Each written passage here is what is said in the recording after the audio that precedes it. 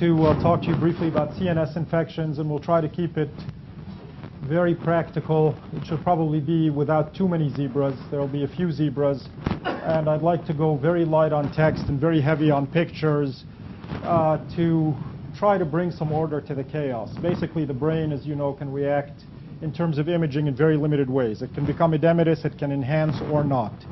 So with the myriad of bacterial, mycobacterial, fungal, parasitic, and viral infections that can affect the intracranial compartments, epidural, dural, subdural, leptomeningeal, and parenchymal, we sort of have to, in our mind, form a grid of organisms and spaces and try to impose a little bit of order on the chaos so that we can come to reasonable differentials when we're assessing the myriad possibilities involved in CNS infection. So we're going to start right out at the outside and work our way in.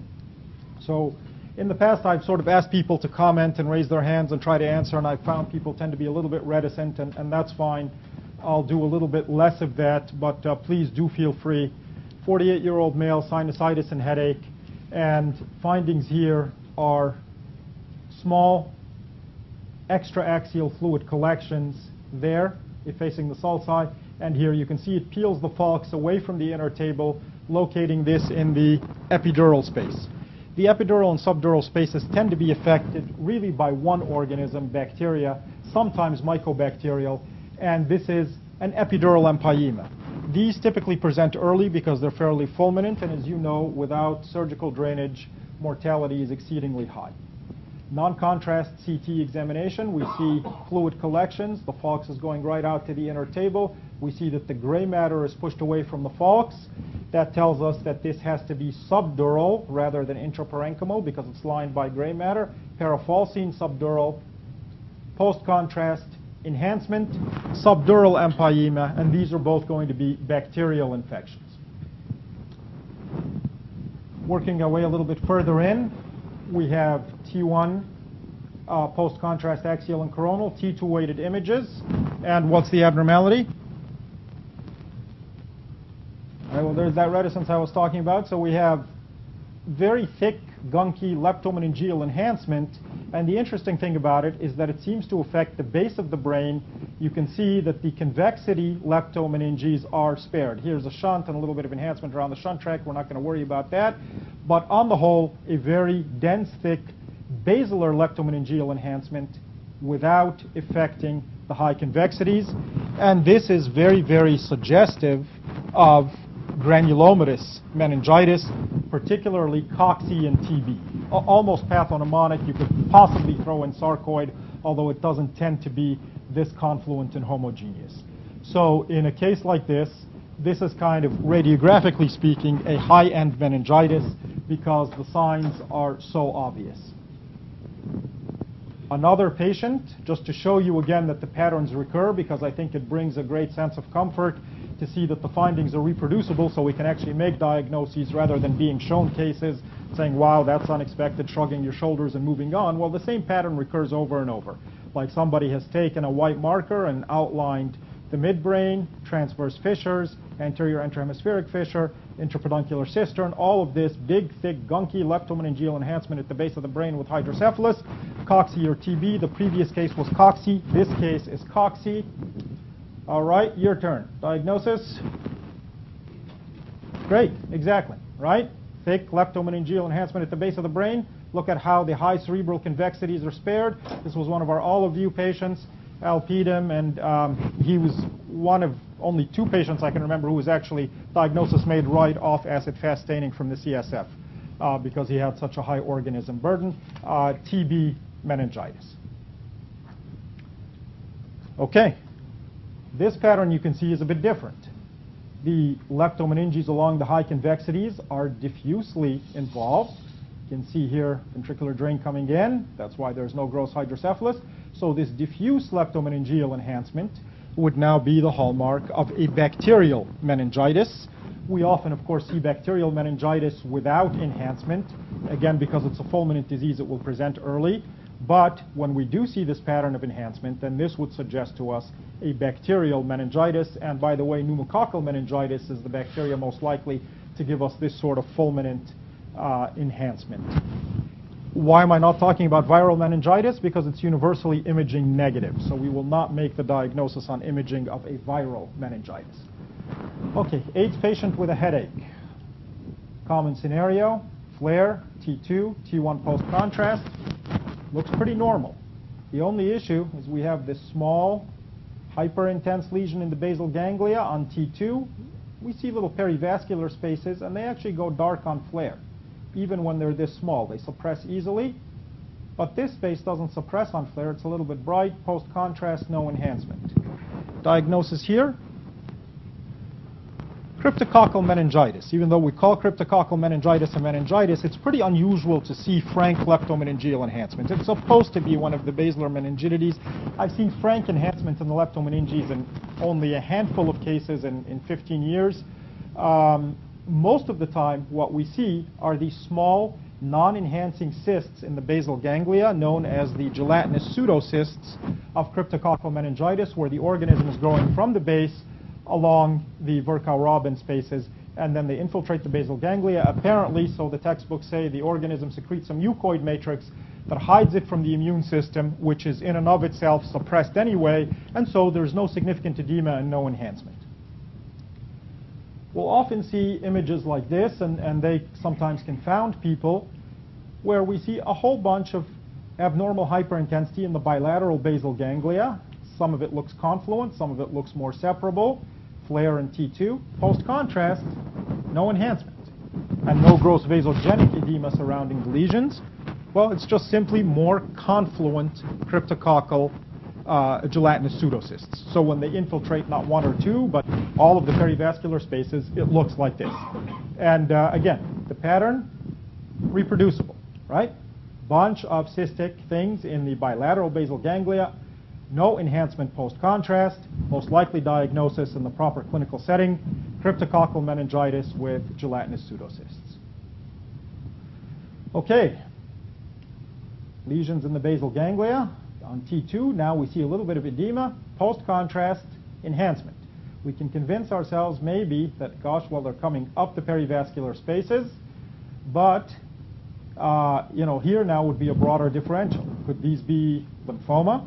Sure. Could they be toxo? Sure. Here's a little hint. What are we dealing with? Iris. What's iris? It's begun to be written up in a variety of journals now and become sort of a hot topic. That is immune reconstitution inflammatory syndrome, where with heart therapy, the immune system reconstitutes and the organism can no longer hide well from the immune system. And so all of a sudden we will start to see edema and enhancement around what would have previously been non-enhancing gelatinous pseudocysts. And we can see this flare up, an inflammatory reaction flare up in the brain with heart therapy. And that is the iris syndrome. And we've reported, for example, the team at All of You, a bunch of cases recently of that. Okay. Uncommon manifestations now of cryptococcal meningitis. Every once in a rare while, you will see a fulminant actual meningitis. For some reason, the cases I've seen have tended to have this funny posterior predilection. Why, I don't know, and I haven't seen it written up. Even more rarely, we will actually see a large parenchymal cryptococoma. This is extremely unusual, in my very limited experience with this rare entity, tends to actually be those very rare cases where we see cryptococomas in immunocompetent people. So it can present with this funny frond-like appearance, not a smoothly marginated lesion like we would expect a bacterial abscess to be. And of course, edema and enhancement because this person is not immunocompromised. Okay, so we go from leptomeninges. Let's move out for a minute to pachymeninges to dural enhancement. Whereas infection is going to be at the top of our differential when we see leptomeningeal enhancement, it will be at the bottom of our differential when we see dural or pachymeningeal enhancement. Of course, the top of the differential here is going to be intracranial hypotension, right? For a variety of reasons. In this case, for example, a shunt pachymeningitis. This was a lady at All of You, relentless headaches after an MVA, and so we got the MR. We see dural enhancement, diffuse, fairly thin, intracranial hypotension. We figured she had an arachnoidal tear. Said, okay, she was an outpatient. We called up her docs. Come in for a myelogram. We'll try to find the leak. We'll do an epidural blood patch. She comes in a couple of weeks later. We're consented to give her the myelogram. So, oh, well, my headache is gone. Okay, would you mind hopping back in the scanner? And she must have auto-sealed and the intracranial hypotension resolved. Okay, yes, sir. That imaging finding with a shunt is not diagnostic of the syndrome of intracranial. There, of course, there has to be brain settling and No, yeah. there has to be headache. Any working shunt, or most working shunts, you will see that finding. I get patients referred because the radiologist writes intracranial hypotension, and all it is a working shunt. Great. Yes, fair So enough. it has to be in association with symptoms. Thank you. Quiz case. What do we have here? So we have a lot of leptomeningeal enhancement, right? Diffuse leptomeningeal enhancement. And so after we exhaust our bacterial meningitis, what's going to be next on the differential? Carcinomatous meningitis, right? And this particular patient presented with headaches, and we saw this, did the LP, signet ring cells on the LP, and he was diagnosed with a GI carcinoma. Now let's go back for a second to other things on the differential for dural enhancement. So leptomeningeal enhancement, we want to think of if it's diffuse bacterial meningitis, then carcinomatous meningitis, dural enhancement, intracranial hypotension. What else can cause us this sort of dural enhancement? Well, we can have tumor infiltration. What tumors like the dura? Breast, prostate, and secondary lymphoma. Of course, most lymphoma tends to be primary CNS lymphoma, but those are three tumors that like the dura, and I have several cases of prostate carcinoma specifically infiltrating the dura without skull infiltration. Unusual entity, but it does happen. Then we have idiopathic hypertrophic pachymeningitis. Sarcoid, of course, loves both the dura and the leptomeninges. And lastly, we can get infectious pachymeningitis, an uncommon entity. Again, tends to occur with granulomatous diseases. And there has been a description of bacterial pachymeningitis in AIDS patients. Okay, so that sort of fills in the differential a little bit. Okay, what do we think here? Thick, incomplete dural enhancement with a lot of dural thickening, plus focal leptomeningeal enhancement. What would our differential be here? Well, we'll start at the top of the list. Is this going to be intracranial hypotension? Well, way too thick, way too bulky, incomplete, with leptomeningeal enhancement as well. Certainly not going to be at the top of our differential. Could this be breast carcinoma, dural infiltration, leptomeningeal infiltration? Sure. Prostate carcinoma? Sure. Secondary lymphoma? Sure. What else? Well, biopsy-proven sarcoid here, right? Sarcoid loves the dura, loves the leptomeninges. Okay? Another case, kind of a big gunky mass in the right CP angle cistern. Suprasellar nodule, leptomeningeal enhancement. So both thick, bulky, mass-like dural-based lesions. Third nerve, suprasellar nodule, leptomeningeal enhancement along the Sylvian fissure. What loves the dura, loves the leptomeninges, loves the cranial nerves, loves the suprasellar cistern. Again, I mean, certainly a differential, but sarcoid would be great to be at the top of this list, and want to kind of cover infection and infection mimics, and this is another case of CNS sarcoid. All right, so let's now move to brain parenchyma. And brain parenchyma, I think we should divide it into mass-like or mass lesions and non-mass lesions. So we'll start off with non-mass lesions. Anybody see anything abnormal here? 4-year-old, obtunded, seizing? Well, there's a lesion here in the thalamus, and then if we look carefully, we see abnormal gyriform thickening, left temporo-occipital region, and if we look even more carefully, let's see, I haven't had coffee this morning, so hopefully we can do this. CSF, thin ribbon of cortical gray, about 4 millimeters, white matter, subcortical white matter, so this should be the normal contour of the brain on MR. If we then look here, look at this gyroform thickening and edema infiltrating the gray matter ribbon. So we have basically a gray matter process, deep gray, cortical gray, somewhat symmetric here, asymmetric there, no significant enhancement involved in the brain parenchyma. So we have confined the process to the gray matter. When we're able to do that, it simplifies our life a bit. It complicates the patient's life a lot.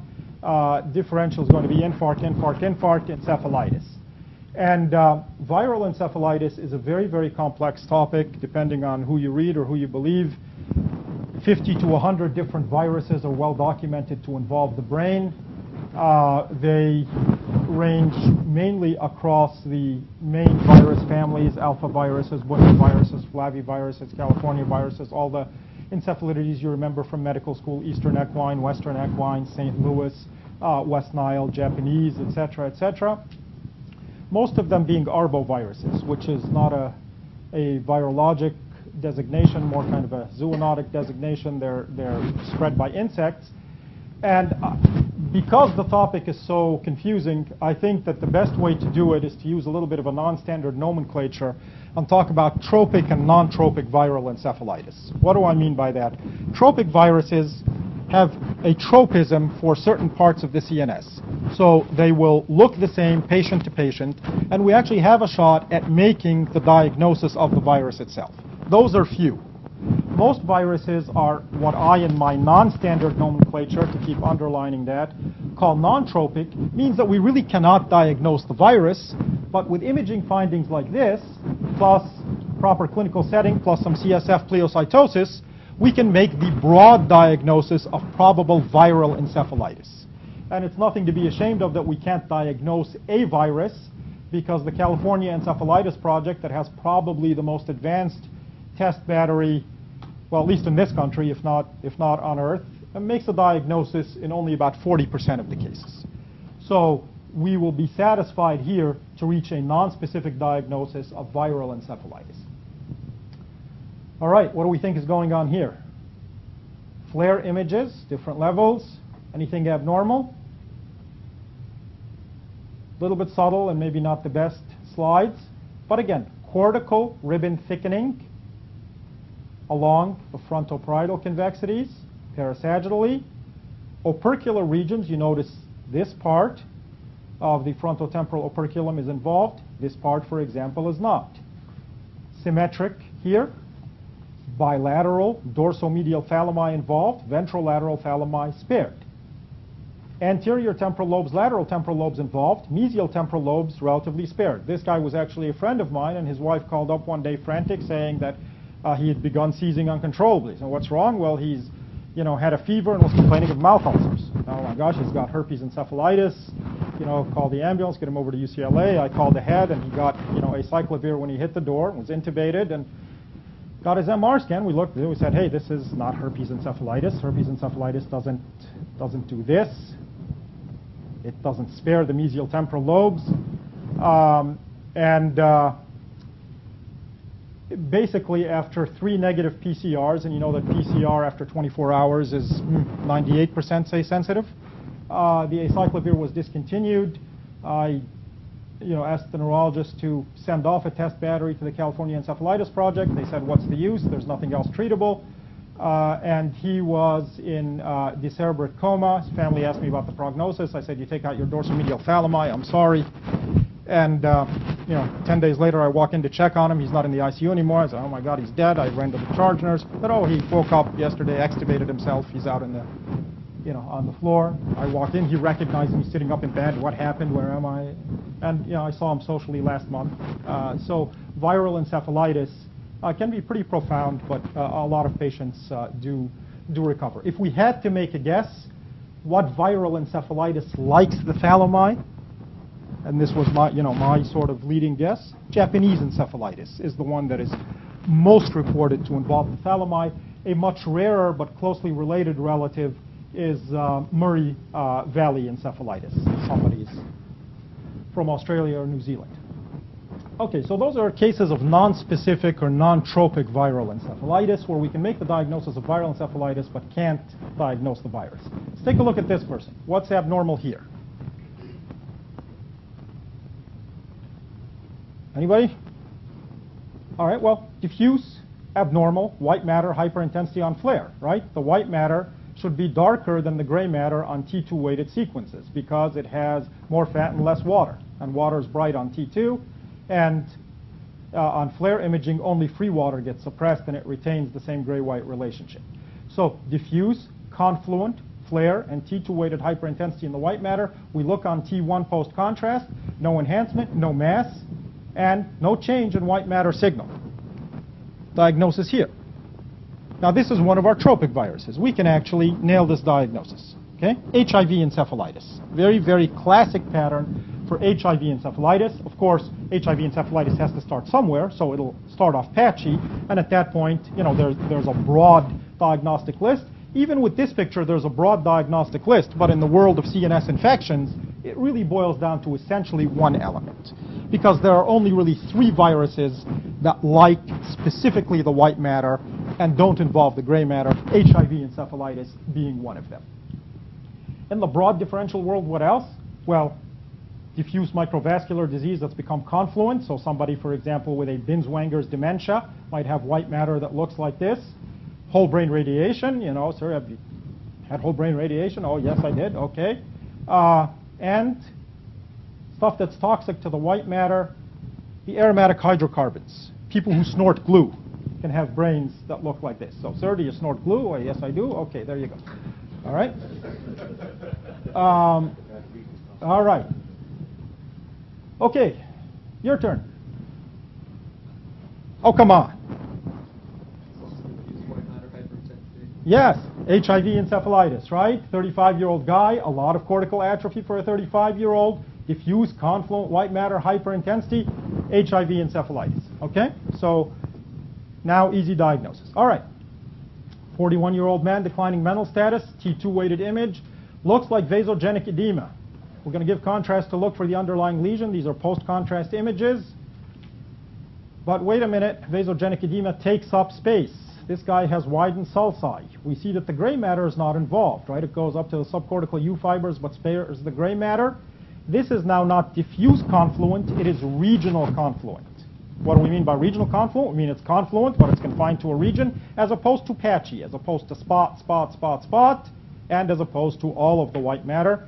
And on T1 weighted images, we see now they look abnormal. There's liquefactive change in the white matter. There's no abnormal enhancement, and there's actually negative mass effect.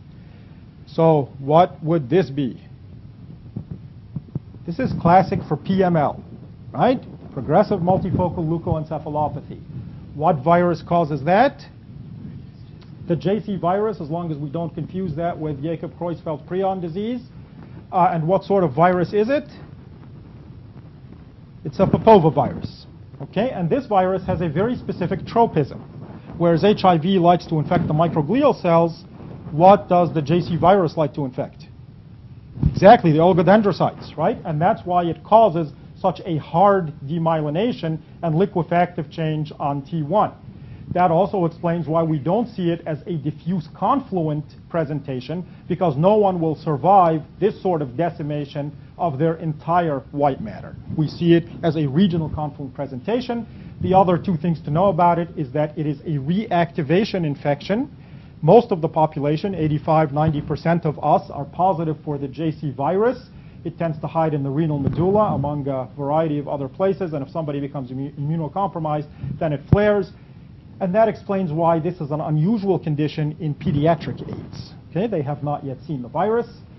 The other thing to know, which is entirely irrelevant, is where the JC comes from. But it's good for roundsmanship, you know, which is part of our lives. So what does the JC part come from? Yes, sir. The first patient in whom the virus was actually isolated, it is his initials. His name was John Collins, and he was from Boston. So if you want to be a little bit fancy in rounds, you can call it the John Collins virus. Okay? No HIPAA violation there, I believe. All right. Let's look at this. Regional confluent white matter changes on flare and T2 crossing the corpus callosum. Same thing. Post-contrast T1. No enhancement, no mass effect, liquefactive change. Diagnosis, PML. Okay, very easy, very straightforward. Not a lot of things look like this. All right. This guy was somebody who caused a lot of hand-wringing at all of you. Flare in T2, T1 post-contrast, liquefactive change in the white matter of the middle cerebellar peduncles, no enhancement post-contrast. Same pattern, 10% of PML occurs purely in the posterior fossa, and it should not be a cause of tremendous difficulty in the right clinical setting to make the diagnosis. All right, PML, by the way, is the second of our two viruses that is tropic specifically to the white matter. I said there were three. SSPE would be the third, but nobody gets measles SSPE anymore. So for our purposes, we've seen two tropic viruses that we can diagnose on-site in the white matter. Okay, third of the main tropic viruses, what's the diagnosis here? Excellent, herpes, right? Bilateral, mesial temporal lobe, abnormal hyperintensity on T2, with some liquefactive change on non-contrast T1, with a little bit of petechial gyroform hemorrhage. This is nearly pathognomonic for herpes. We're always going to kind of have to maybe throw out something else in a proper clinical setting, limbic encephalitis, etc., paraneoplastic kind of syndrome, but really herpes encephalitis without much other differential here. And this we can and should diagnose on site, particularly with the petechial hemorrhage involved. The herpes family viruses can be hemorrhagic. And by the way, this person, a survivor, ended up with an interesting syndrome that initially was described in monkeys, and it was debated whether it occurred in humans, and then with more survival in herpes patients. Most of us now believe it does. Excellent, the Kluver-Bucy syndrome. Good. 33-year-old in status. CT pretty nondescript. Maybe we can hallucinate a little bit of extra hypodensity and uncus kind of poking out a little bit. Flare in T2.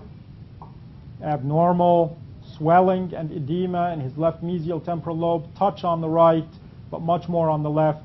So whether bilateral symmetric, bilateral asymmetric, or unilateral, this pattern of mesial temporal lobe edema should suggest herpes encephalitis, as you saw in those two cases. Okay, now some minor but still tropic viruses for completeness sake, where we can actually make the diagnosis on site. So 41-year-old patient with a headache. What's the abnormality here? Well, a little too much flare hyperintensity around the ependymal margins of the ventricles. Brain is otherwise normal. Post-contrast, enhancement confined essentially to the ependyma. What virus likes the ependyma? CMV. Okay, so CMV encephalitis can be, lymphoma sometimes likes to crawl along the ependyma without a primary lymphoma mass, so it has to be included in the differential. But CMV really loves this pattern. As you know, with the torch infections, the calcifications stub the ependymal margins of the ventricles, and that's why. Okay, for sort of bizarre cases, I'd like to show you some sort of literature reference. So from Scott Atlas's book, again, ependymal enhancement with the typical owl eye intranuclear inclusion, CMV ependymitis. Here was a guy from the VA. These are at different times. Initially, enhancement along the ependymal margins, nothing else in the brain. Post-contrast, cavernous sinuses are enhancing. And then later, the guy decompensates. Non-contrast scans now after he decompensated. Fulminant, periventricular, and intraventricular hemorrhage. So every once in a while, again, herpes family viruses, of which CMV is one, can hemorrhage. And he got a fulminant intraventricular hemorrhage after having CMV ependymitis. Okay, now we get into some real zebras. 4-year-old with mono, extrapyramidal movement disorder. Imaging abnormalities here. Abnormal T2-weighted hyperintensity in the bilateral basal ganglia. There's a broad differential for this. Most of it centers on anoxic-hypoxic injury, either direct, like asphyxia, like near drowning, or functional, like enzymatic defects that prevent the appropriate utilization of oxygen and glucose in the Krebs cycle and the cytochrome C oxidase chain. For example, Leigh syndrome, or more correctly pronounced Lee syndrome, as the man pronounced his own name, looks just like this. So this patient came to all of you, thought it was going to be something along those lines. The mom was still down in the MR scanner with the baby, who had to be, of course, sedated for the exam. So I went down and talked to her. What's the story? Baby have a near drowning. What's going on? And no, baby's perfectly fine, but got over mono. Okay? So what viruses like the basal ganglia? We already talked about viruses like the thalami. Well, that's a tough one. That's a lot more nonspecific, but Epstein-Barr virus has been reported to like the basal ganglia, and more rarely, Eastern equine encephalitis has been reported to give the same pattern. Again, literature reference to comfort you that I'm not confabulating too much, and so Epstein-Barr basal ganglia. Okay? All right. Now, these are zebras, but again, for completeness sake, you never know when you'll run into a case like this. Abnormal hyperintensities confined to where? Anatomically? Yeah, where in the cerebral peduncles? Good, substantia nigra, right? And so abnormal T2-weighted hyperintensity in the substantia nigra. What viruses like the substantia nigra? That's a bizarro. St. Louis encephalitis likes the substantia nigra. And Japanese encephalitis, which we talked about in thalamic encephalitis, has also been reported to involve the substantia nigra. This is St. Louis encephalitis, 2 cases, Japanese encephalitis, 1 case. Okay, 53-year-old with dementia, caudate, top of the putamen, and gyroform flare hyperintensity. So confined to the gray matter, infarct, infarct, infarct, encephalitis, right? We've been able to confine the process to the deep gray and cortical gray. GWI, lighting up like a light bulb in the caudate, in the putamen, and along the cortical ribbon. Diagnosis here. Yeah, exactly. So this is now Jacob Creutzfeldt, and very, very, so I don't want to say pathognomonic, but extremely suggestive. By the way, if the hyperintensity were instead here and here along the medial thalamus and the pulvinar, what's been called the hockey stick sign in the literature, that would be more suggestive of bovine spongiform encephalopathy. But thankfully, we don't have many cases here in the US, so it's not a diagnosis we need to be terribly worried about. All right, 16-year-old female patient with a headache. Now we're going to move to mass-like or mass lesions in the world of CNS infections. You notice that everything we've talked about thus far has not had a mass involved. Okay, diagnosis here, easy. Yeah, bacterial abscess, right? It has all the classic features. It is at the gray-white junction. It's not too small and not too big. It measures 1 to 3 centimeters. It has a very thin, well-defined enhancing rim. As a bonus, we have a little daughter abscess next to it. And pre-contrast, that rim is actually a little bit bright on T1. Some people say free radical deposition. Some people say manganese deposition. Some people say the mature collagen capsule. All of these can have short T1, and so it's bright on T1-weighted images, pre-contrast. So bacterial abscess, this was a UCLA patient with a right-to-left shunt. Okay, 40-year-old VA patient, pre-treatment, post-treatment, CT, kind of ill-defined hypodensity, crossing vascular territories between anterior and middle cerebral. Well, what is this? Well, let's put a hold on that for a minute. Let's go here. Another VA patient from a few years back. Well, we've got hydrocephalus. We have intraventricular gunk and debris. A lot of choroid plexus swelling and enhancement. Vasogenic edema. And we get a hint that we want to have a ring-enhancing lesion here. So what is this diagnosis? This is a very important one. Early abscess with intraventricular rupture, right? And pyocephalus. This one seems to show up on all tests, okay? And as you know, when the abscess capsule is forming, it is thinner on its inner margin rather than its outer margin. And if it's close to the ventricle, one can get intraventricular rupture. And a drain was put in. She grew out gram-positive cocci in chains and ended up dying. But intraventricular rupture. So the mature bacterial abscess that we looked at in the 16-year-old has to get there somehow. And it gets there through a 3-stage process. First, a nonspecific cerebritis. And this patient, because he had fevers and headaches, we were able to suggest cerebritis without a well-formed abscess. He got treated right away and got better. After cerebritis, the brain starts to liquefy and the body starts to try to wall the abscess off, and we have the early abscess phase. This is the most dangerous phase of the infection. And then, if the patient survives that, they reach the mature abscess phase. So most of us have fixated in our mind this picture for bacterial infection. Again, don't forget we get here somehow, and we get here through cerebritis and early abscess. Okay, 42-year-old with headache, ring-enhancing lesions, little daughter lesions next to them, surrounding vasogenic edema. Hey, it's a little bit bright on the pre-contrast T1. And let's look at this particular lesion here, enhancing. And what are we looking at here? You guys all know this. DWI, right? So it is bright on DWI, dark on ADC, which means that it shows diffusion restriction.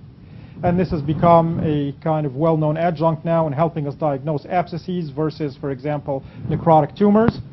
How good a diagnostic adjunct is it? Sensitivity, specificity, enough for you guys to go in on? Sure, it's over 95% in most recent papers. Okay, so you have an over 95% accuracy rate that this will be a bacterial abscess.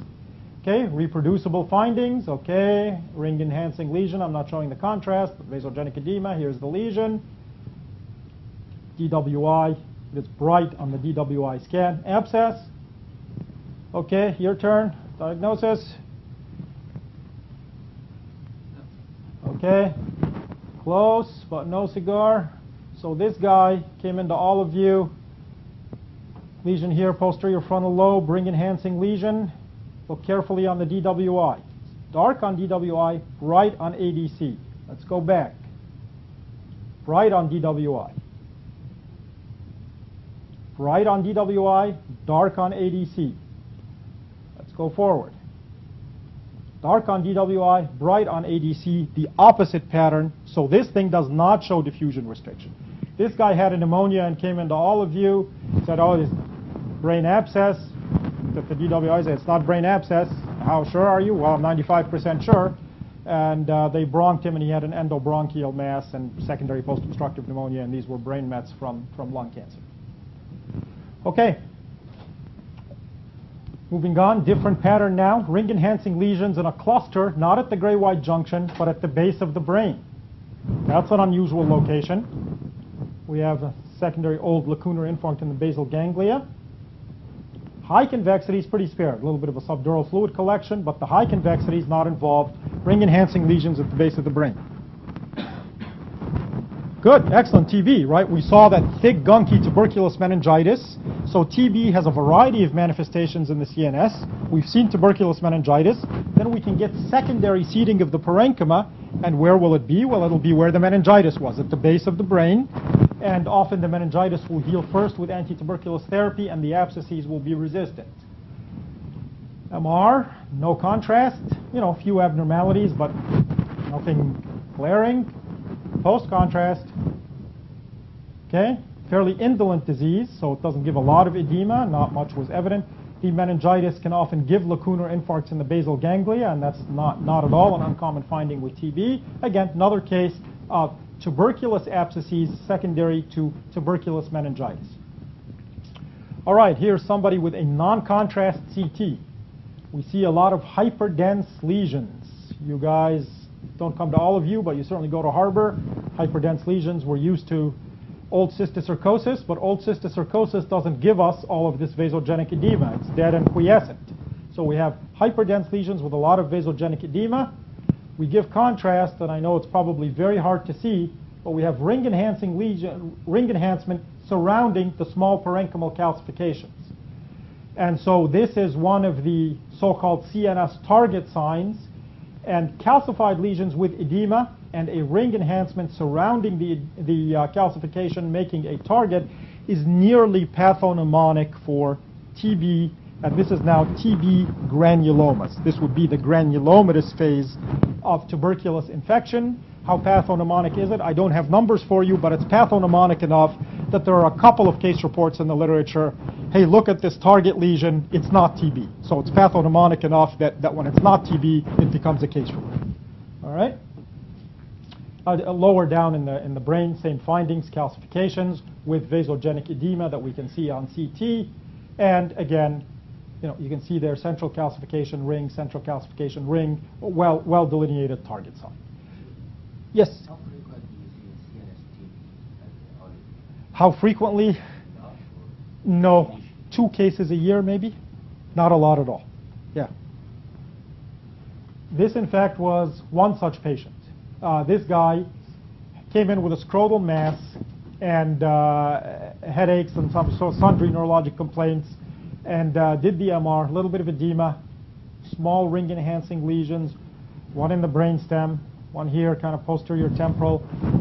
So okay, we've all seen documentaries on Lance Armstrong, and we've all seen his MRs on the documentaries and how many brain mets he had, et cetera, et cetera.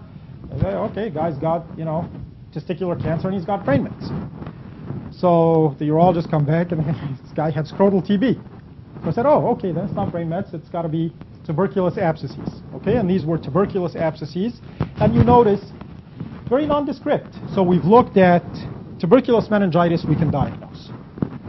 Parenchymal abscesses, base of the brain, secondary to meningitis, we can diagnose. Tuberculous granulomas, hyperdense with edema, we can diagnose. Tuberculous abscesses without some sort of big clue, it's much harder to diagnose because it's one or a couple of ring-enhancing lesions. What are some clues?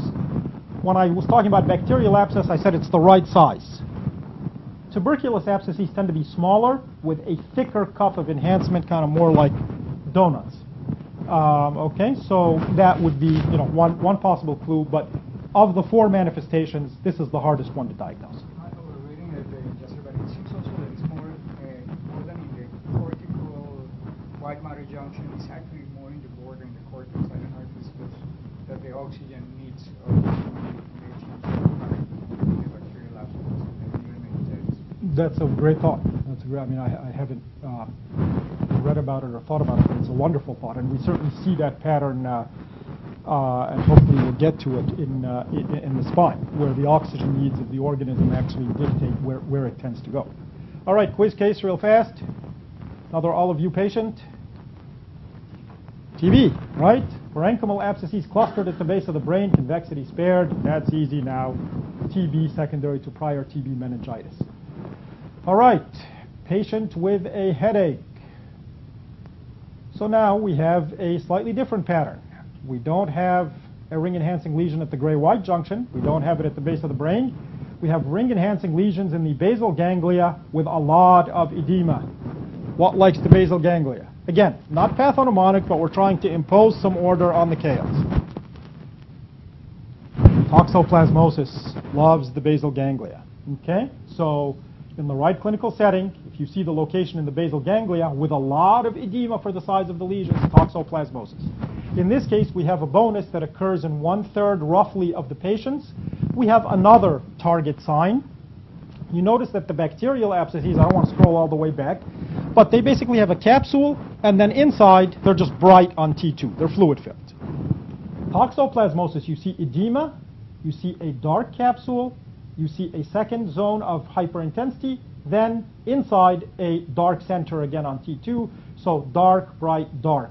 Okay, it has a very characteristic structure that occurs in 1/3 of the cases, and we can relate that actually to histopathology of a capsule and live organisms and dead tachycytes and all sorts of stuff. But in any case, that's not important. It's the appearance that would be quite suggestive, and we published a series of this a year or so ago, kind of documenting the usefulness of this T2 target sign. Okay, diagnosis. Well, deep gray matter, a lot of edema, ring-enhancing lesion, looks nondescript on T1. On T2, dark, bright, dark, toxoplasmosis. Okay? Yes? The target sign, does that also show up in the post-contrast? That's an outstanding question. The target sign can also show up on post-contrast. So here, AIDS patient with a headache, ring enhancement, central target, and we saw this in another 1/3 of the toxoplasmosis population that we reported, but they did not tend to overlap with the T2 target sign. The problem with the T1 target sign, it is non-specific. In this particular case, for example, this was another all-of-you patient.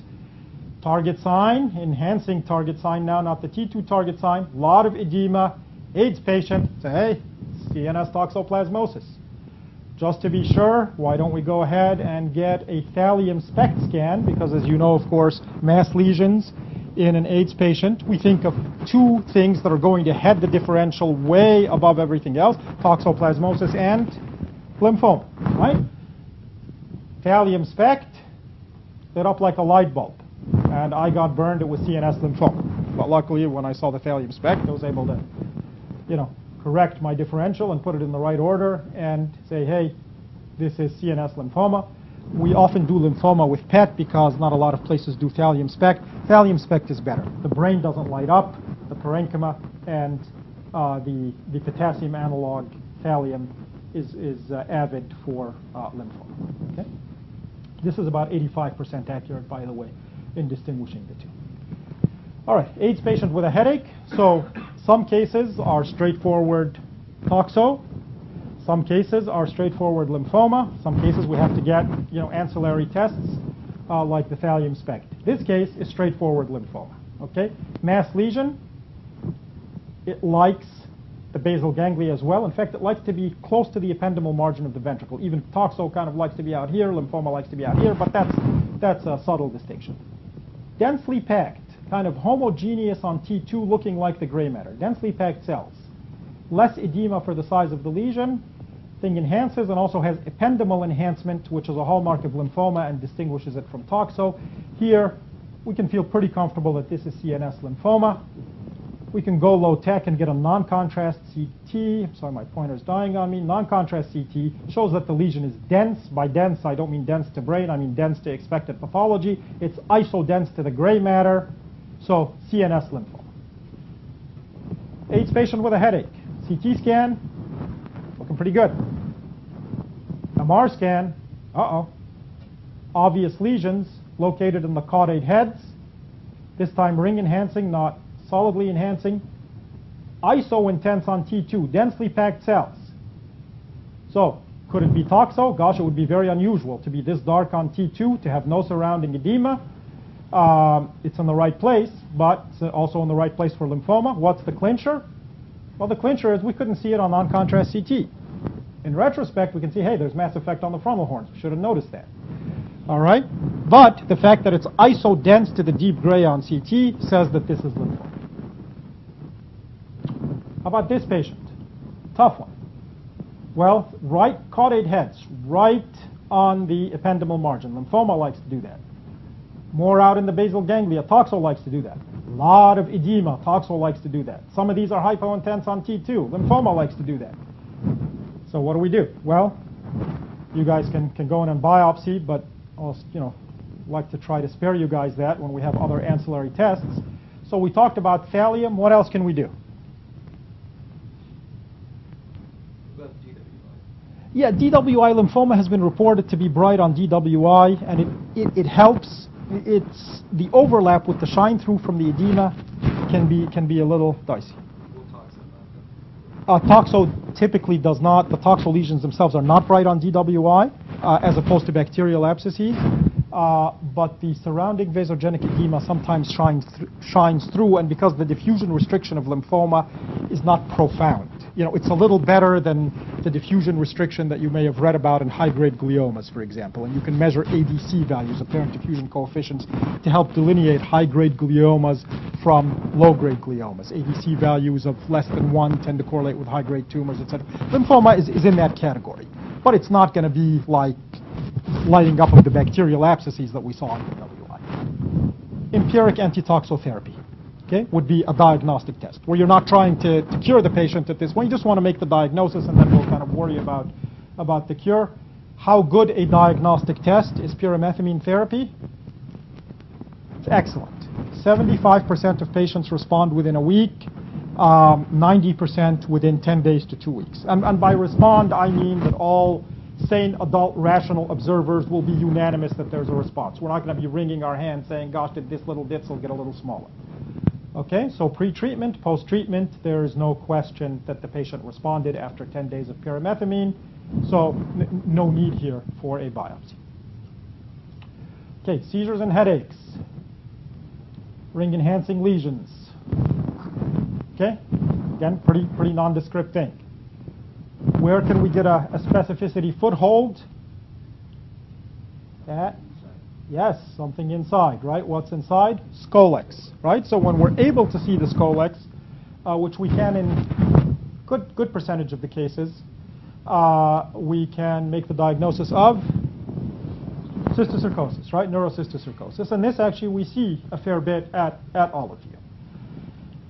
Lady, single seizure, sent home with a negative head CT, but the head CT wasn't negative, had a little bit of edema here, called her back.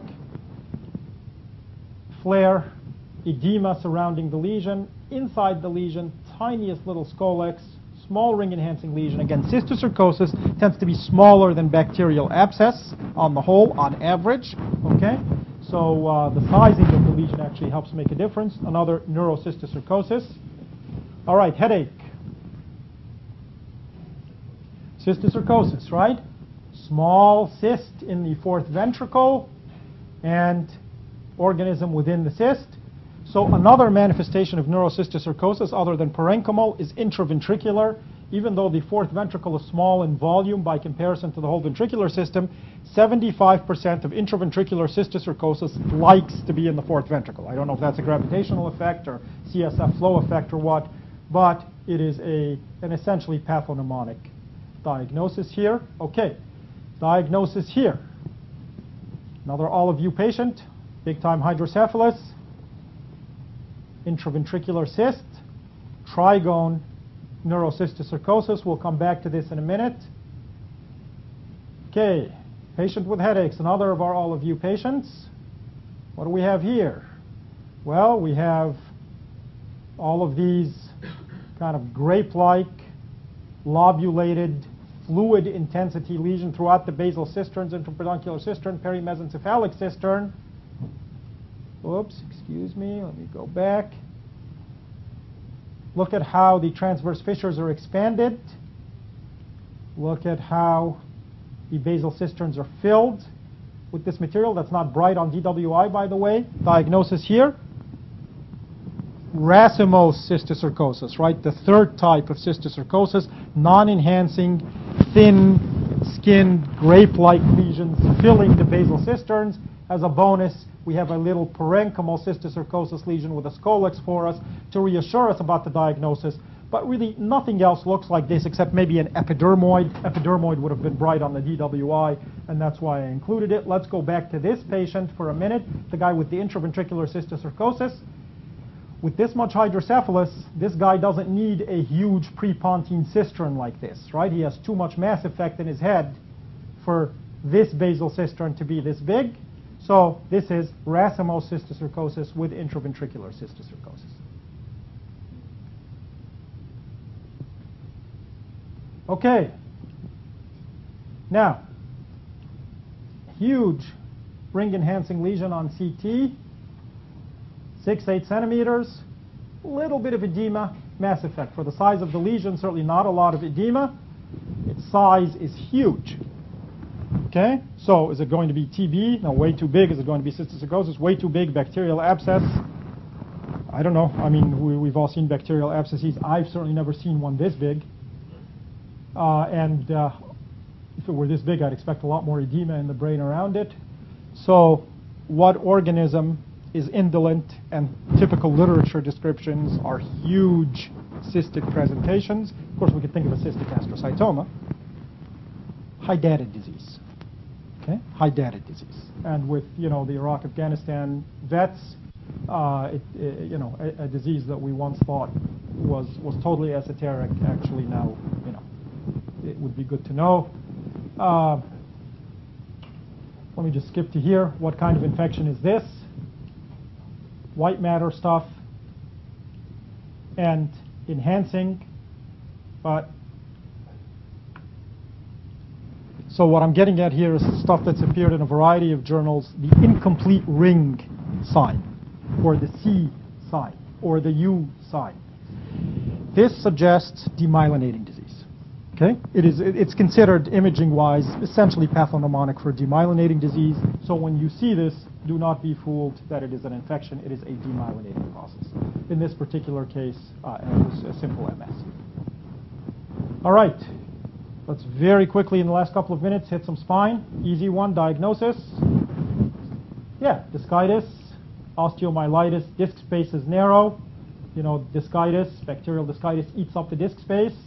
A lot of vertebral body edema, a lot of vertebral body enhancement. And for some reason, even when the patient is totally non-threatened, his spinal canal is wide open, you guys always get called. I don't know why, because there's nothing that needs to be done here except antibiotics. But in any case, discitis, osteomyelitis. Here? Okay, so osteo. We see more than one vertebral body involved, right? So stuff that crosses a disc space is going to be osteo, not mets. However, this is a little bizarre. We give contrast. We have a vertebral body sort of partially eaten up. We have a vertebral body that's essentially totally destroyed except for a posterior nubbin and collapsed. We have a third vertebral body whose top half is totally gone, again, more so in the anterior than the posterior. Enhancement surrounding a disc, and because this vertebral body anteriorly is totally destroyed, and you can count spinous processes 1, 2, 3 to go with these 3 vertebral bodies that are involved in this mass right here. Anterior disc margins touch. So that's unusual, right? Because bacterial discitis eats up a disc space. Here we have a process that is eating up bone, relatively sparing the disc space. Diagnosis? TB, right? Exactly. The gibbous deformity and Pott's disease, and what Dr. Gonzalez was talking about, oxygen tension tends to be higher in the anterior portions of the vertebral bodies, and the organism tends to gravitate there, and so you get an anterior wedge compression fracture on the Pott's deformity, and that's why. That's why people collapse that way rather than the central compression, for example, of tumor infiltration. All right, man with UTI, diagnosis here. Good, epidural abscess, right? And we need to sort of be cognizant or aware that epidural abscesses can occur without discitis and osteomyelitis. We can easily get hematogenous epidural abscesses, see, I don't know, 3 or 4 of these a year, and they can occur by sort of arterial hematogenous spread, or people with UTI can reflux up. What is the venous plexus? Batson's plexus, exactly, okay, and can give us an isolated epidural abscess. Other things that can occur in the spinal canal. We can get tuberculomas in the cord. This is the only case I have in my teaching file, guy with primary TB abscess and a cord tuberculoma. This was, from when I was a resident here, back with our 0.3 Tesla scanner, but it still showed the finding. Okay, very unusual scan, abnormal enhancement, kind of solid enhancement, thick gunky enhancement, gelatinous stuff filling the fecal sac. As bizarre as this is, it actually recurs, and I have maybe 4 cases that look almost exactly like this. Cocci can get into the fecal sac, get into the spinal canal, and cause this kind of disordered gelatinous mess inside the spinal canal. And again, I'm trying to show you patterns that will recur over and over. So if you see something like this, among the differential should be coccidioidal mycosis. All right, last case. Our time has run out. Patient with flaccid paralysis. Again, canal is not threatened, so I don't think you guys would need to be involved here, but invariably you're going to be called because he has abnormal T2 hyperintensity in his cord. So abnormal T2 hyperintensity in a long segment in the cord, that's a big diagnostic dilemma. It could be a cord glioma, it could be an infection, it could be acute disseminated encephalomyelitis involving the cord, it could be neuromyelitis optica, and in fact, the American Academy of Neurology put together something called the Transverse Myelitis Working Group to develop a diagnostic algorithm for how should we approach these patients with these, long areas of cord swelling. In this case, however, we don't have to trot out the entire differential because we have a very specific finding in the substance of the cord, 2 central hyperintense blobs that you know correspond to the central gray matter in the cord. All of the other processes I mentioned will not respect or specifically involve the central gray. So when we see that, we can exclude those processes. Only a couple of things give us this owl eye pattern. Of course, we can think about, well, what diseases do we know, try and kind of think off the top of our head. Well, we know polio likes the central gray in the cord. We don't see polio anymore. We know that outstanding, yes, and that is the diagnosis here. So in sort of today's differential diagnostic world, what has been recorded to give us a cord myelitis that's going to affect the central gray matter? West Nile myelitis. The other thing that looks like this is cord infarct, but that's not going to occur in the cervical spine, without manipulation or accident or something like that. Okay? So West Nile myelitis, just so that you've seen a case. And again, I'm trying to show the patterns that are not kind of isolated cases, but things that are reported in the literature. You see them over and over, and hopefully this kind of helps a little bit when approaching CNS infection. Thank you very much for your attention.